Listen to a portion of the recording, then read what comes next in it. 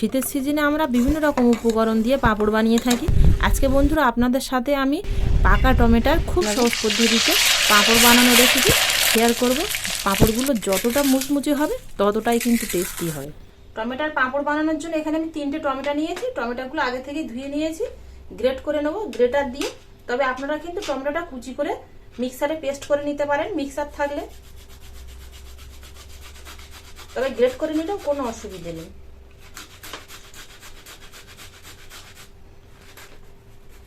দেখুন গ্রেট করে নিলেও মিক্সারের মতো এরকম কিন্তু মিহি পেস্ট পাবেন। টমেটোর কাঁধগুলো কিন্তু বেরিয়ে যাচ্ছে আর খোসাটাই যে থেকে যাচ্ছে, পুরো টমেটোর খোসাটাই থেকে গেল। একইভাবে 3টে টমেটো গ্রেট করে নেব। টমেটোগুলো সব পেস্ট করে নিয়েছি। এবার পাঁপড় বানানোর জন্য এই সাইডে আমি 20 টাকা দামের প্যাকেটের সাবুদানা নিয়েছি মিডিয়াম সাইজের। একটা পাত্রে ঢেলে নেব মাপের জন্য। গ্লাসের হাফ গ্লাস হয়েছে। এবার মিক্সারে মিহি গুঁড়ো করে আনবো। মিক্সারে মিহি গুঁড়ো করে এনেছি। এবার যে পাত্রেই আমি পাঁপড়ের ব্যাটার বানাবো সেই পাত্রে ঢেলে নিলাম। এবার মাপ করে 4 গ্লাস জল নেবো ওই গ্লাসের।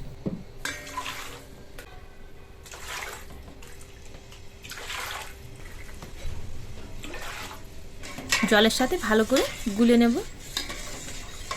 এবার গামলাটা হিটারের ওপর বসিয়ে দেবো, হিটারটা ধরিয়ে। এবার কিন্তু জাল করে নেব।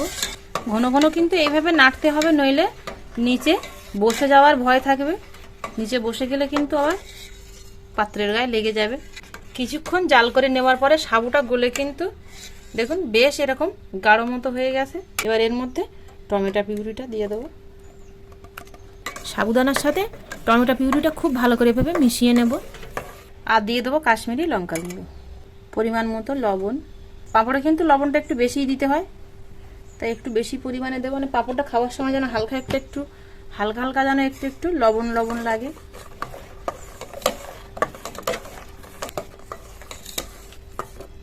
4 গ্লাস জল দিয়েছিলাম, জলটা কিন্তু ফুটে ফুটে দেখুন অনেকটা কমে গেছে।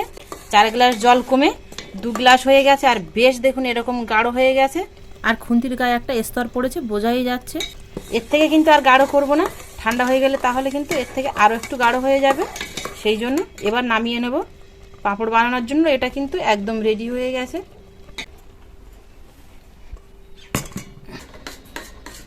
হালকা হালকা গরম আছে, এই গরম অবস্থাতেই দিয়ে দেবো এর মধ্যে ধনেপাতা কুচি, দিয়ে দেবো কালো জিরে।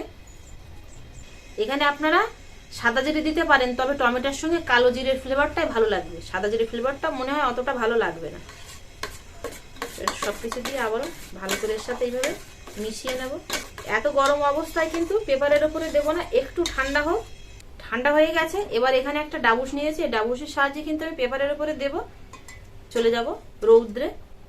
রৌদ্রে একটা পরিষ্কার পেপার পেতে দিয়েছি। হালকা করে পেপারের ওপরে একটু তেল মাখিয়ে নেব। আচ্ছা, হালকা গরম অবস্থায় পাঁপড়গুলো দিয়ে দেবো। এর থেকে ঠান্ডা হয়ে গেলে আবার যদি জমে যায়।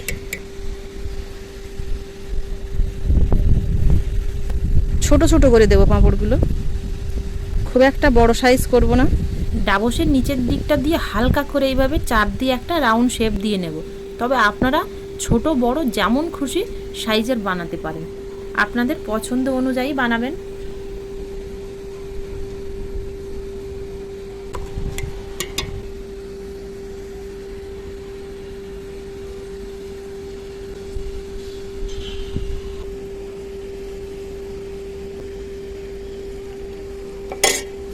পাঁপড়গুলো সব দিয়ে নিয়েছি।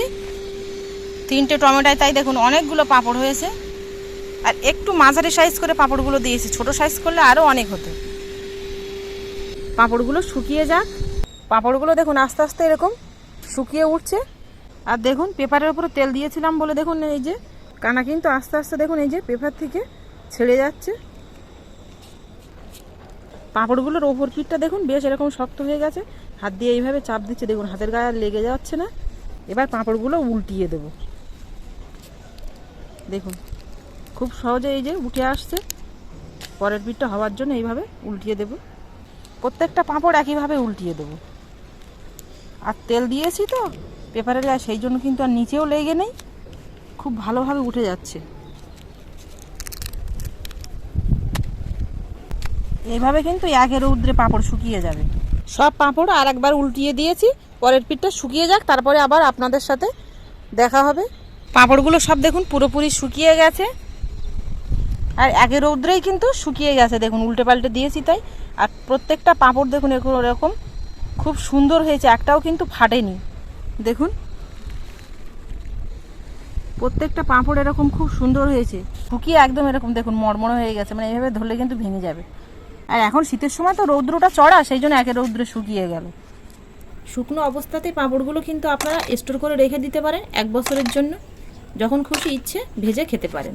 সব পাত্রে তুলে এবার নিয়ে যাব গরম গরম তেলে ভাজার জন্য। তেলটা এই সাইডে আমি গরম হতে দিয়েছিলাম কড়াই, হিটারটা ধরিয়ে তেলটা কিন্তু গরম হয়ে গেছে। দেখুন এই যে হাত দিচ্ছি, হাতে ভাব উঠছে, এরকম করে গরম করে নিতে হবে। আর তাও যদি নাও বুঝতে পারেন তাহলে এক টুকরো পাঁপড় নিয়ে এরকম একটু তেলের মধ্যে দিয়ে দেখুন, এই দেখুন সঙ্গে সঙ্গে উঠে গেল। মানে তেলটা রেডি হয়ে গেছে পাঁপড় ভাজার জন্য। এবার একটা একটা করে পাঁপড় দিয়ে ভেজে নেব হালকা করে। এইভাবে চাপ দিলে কিন্তু পাঁপড়গুলো দেখুন ফুলে উঠবে। আর বাড়িতে তৈরি পাঁপড় তো ভাজতে বেশিক্ষণ সময় লাগে না, কম সময়ের মধ্যে হয়ে যায়। পাঁপড়টা বানিয়েছিলাম যেরকম তার থেকেও একটু আরো বড় হয়েছে।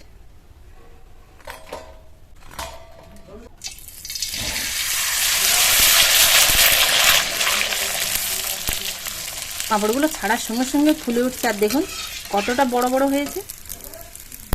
চালের পাঁপড়, বিভিন্ন রকম পাঁপড় তো আপনারা বানিয়ে খেয়েছেন, কিন্তু টমেটোর পাঁপড় যে সকল বন্ধুরা এখনো বাড়িতে বানাননি, এরকম খুব সহজে বানিয়ে নিতে পারবেন।